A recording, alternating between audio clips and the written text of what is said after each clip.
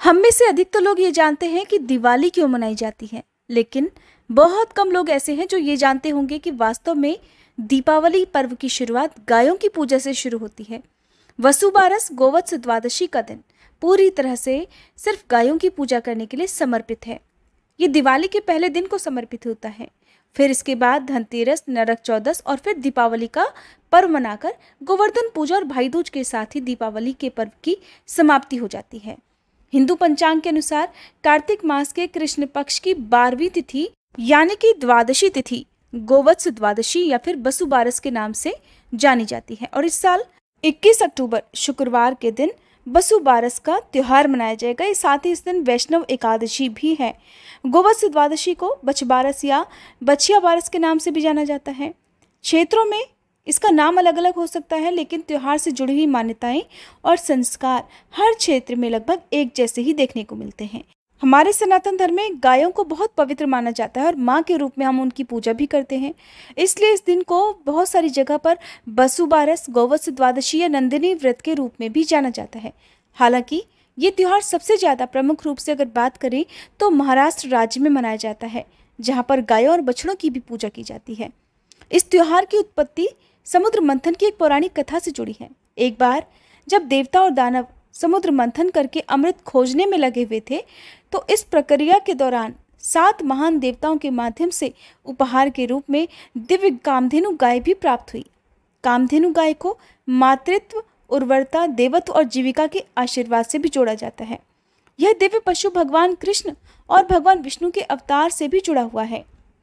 इस दिन महिलाएं अपने बच्चों की लंबी उम्र के लिए व्रत रखती हैं। ऐसी मान्यता है कि अगर कोई निसंतान दंपत्ति गोवत्स द्वादशी पूजा को समर्पित रूप से करता है, निष्ठा के साथ व्रत रखता है, तो उससे संतान सुख की प्राप्ति भी होती है। उत्तर भारत के कुछ हिस्सों में गोवत्स द्वादशी को बाघ द्वादश भी कहा जाता है। तो आज की इस वीडियो में आप जानेंगे गोवत्स द्वादशी की पूजा विधि के बारे में, साथ ही आप सुनेंगे गोवत्स द्वादशी की कथा। तो आइए सबसे पहले सुनते हैं कथा। गौमाता पृथ्वी का प्रतीक भी मानी जाती है और इन्हीं में 33 कोटि देवी देवता भी वास करते हैं। देव दानवों द्वारा सागर मंथन में नंदा, सुभद्रा, सुरभि, सुशीला और बहुला नामक 5 गायें उत्पन्न हुई थी। इन्हीं 5 पवित्र गायों की पंच महर्षियों जमदाग्नि, भरद्वाज, वशिष्ठ और असित और गौतम ऋषि ने देखभाल की थी। गायों के पंचगव्य गोवर्धन, गौमूत्र, दूध, दही और गौघृत में सभी देवों की शक्तियां होती हैं। गायों के पंचगव्य देवताओं को संतुष्ट करते हैं। शास्त्रानुसार इस दिन गाय और बछड़े की पूजा का विधान है। धर्मराज युधिष्ठिर ने एक बार ग्लानि भरे मन से भगवान श्री कृष्ण से पांडवों द्वारा महाभारत युद्ध में किए गए छल, कपट और पापों के प्रायश्चित का हल मांगा, जिस पर श्री कृष्ण ने गौओं और वत्स का महात्म्य समझाते हुए युधिष्ठिर को पाप मुक्त होने का मार्ग बताया। श्री कृष्ण ने धर्मराज को गोवत्स द्वादशी का महात्म्य समझाते हुए राजा उत्तानपाद और रानी सुनीति की कथा सुनाई। उत्तानपाद की दूसरी पत्नी सुरुचि ने राजा के पुत्र ध्रुव को ईर्ष्यावश मारने के कई प्रयास किए, परंतु वह असफल रही। ध्रुव बड़ा होकर बहुत पराक्रमी बना। इस पर सुरुचि ने सुनीति से ध्रुव के सुरक्षित बच जाने का कारण पूछा। तब सुनीति ने गौवत्स की सेवा और अपने व्रत के बारे में व्याख्यान कहा। तब सुरुचि ने भी व्रत रखकर पुत्र रतन की प्राप्ति की। ध्रुव कालांतर में आकाश में चमकते हुए ध्रुव तारे के रूप में प्रसिद्ध हुए। मान्यताओं के अनुसार इसी दिन भगवान कृष्ण के जन्म के बाद मैया यशोदा ने इसी दिन गौ दर्शन और पूजन किया था। इस दिन पहली बार श्री कृष्ण वन में गाय बछड़े चराने के लिए गए थे। तब यशोदा जी ने गोपाल का श्रृंगार करके उन्हें गौचरण के लिए भेजा था। गौओं के कारण ही श्री कृष्ण का नाम गोपाल भी पड़ा। एक अन्य पौराणिक कथा के अनुसार प्राचीन काल में भारत के स्वर्णपुर नामक नगर में एक राजा था। उसका नाम था देवदानी। देवदानी की 2 पत्नियां थी, सीता और गीता। सीता की एक भैंस थी जिसे वो अत्यंत प्रेम करती थी। इसी प्रकार गीता ने एक गाय पाली थी और वह भी उससे बड़ा प्रेम करती थी। एक दिन गाय को बछड़ा हुआ। वह बछड़ा अत्यंत सुंदर था। धीरे धीरे सभी उस बछड़े से अत्यंत प्रेम करने लगे और सदैव गाय और उसके बछड़े के लिए कुछ न कुछ खाने के लिए लोग लाया करने लगे। ये देखकर सीता उस बछड़े से ईर्ष्या रखने लगी। एक दिन अवसर पाकर उसने उस बछड़े को काट दिया और अनाज के बीच छुपा दिया।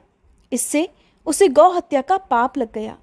अगले दिन राजा जब भोजन करने बैठे तो अचानक आसमान से रक्त और मांस की वर्षा होने लगी। राजा के भोजन की थाली भी रक्त से सन गई, जिसे देखकर राजा समझ गया कि उसके राज्य में किसी ने बहुत भारी पाप किया है।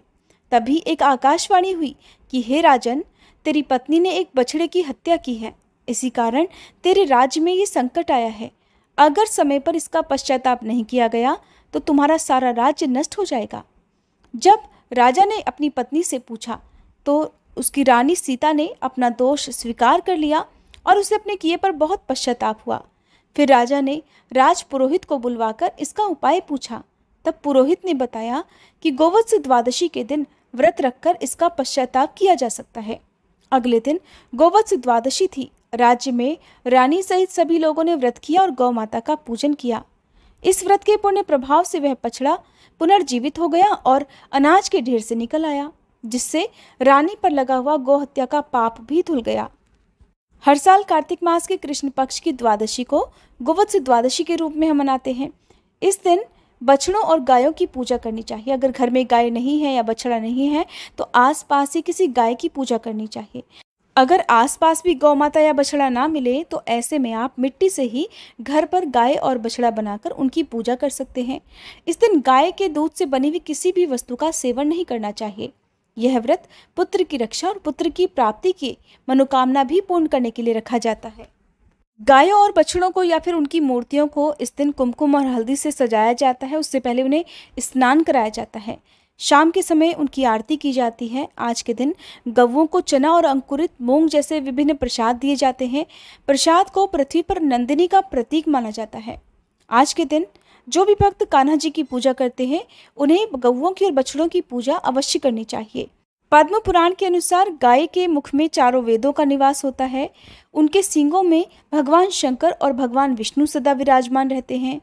गौ माता के उदर में कार्तिकेय, मस्तक में ब्रह्मा जी, ललाट में रुद्र, सींगों के अग्रभाग में देवराज इंद्र, दोनों कानों में अश्विनी कुमार, नेत्रों में सूर्य और चंद्र, दांतों में गरुड़, जिह्वा में सरस्वती और अपान में सारे तीर्थ, मूत्र स्थान में गंगा जी, रोमकूपों में ऋषिगण, पृष्ठभाग में यमराज, दक्षिण पार्श्व में वरुण और कुबेर, वाम पार्श्व में महाबली, यक्ष, मुख के भीतर गंधर्व, नासिका के अग्रभाग में सर्प, खुरों के पिछले भाग में अप्सराएं स्थित होती हैं।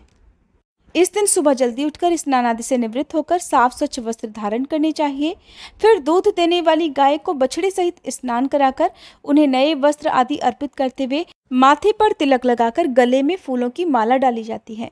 कुछ जगह पर लोग गाय के सींगों को भी सजाते हैं और तांबे के पात्र में इत्र, अक्षत, तिल, जल और फूलों को मिलाकर गौओं की पूजा करते हैं।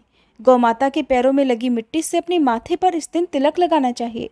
इस दिन पूजा करने के बाद गौ माता को उड़द से बने हुए भोजन जैसे कि उड़द की दाल के बड़े आदि खिलाने चाहिए।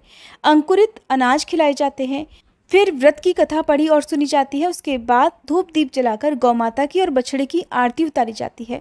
सारा दिन व्रत करके शाम को गोधूली बेला में गौ माता की आरती करके फिर भोजन ग्रहण किया जाता है। इस दिन व्रत रखने वाले भक्तों को गाय का दूध, दही, गेहूं या फिर चावल नहीं खाना चाहिए। भोजन में बाजरे की ठंडी रोटी खाई जाती है। साथ ही इस दिन अंकुरित मोठ, मूंग और चने आदि को भोजन में प्रयोग किया जाता है। इन्हीं से बना हुआ प्रसाद गौ माता को अर्पित किया जाता है। आज के दिन चाकू से काटा गया कोई भी भोज्य पदार्थ व्रती लोगों को, व्रती महिलाओं को खाना वर्जित माना जाता है। इस प्रकार गोवत्स द्वादशी का व्रत रखकर आप न केवल गौ माता को बल्कि भगवान कृष्ण को भी प्रसन्न कर उनकी भी कृपा प्राप्त कर सकते हैं। ये वीडियो आपको कैसी लगी मुझे कमेंट करके जरूर बताइएगा।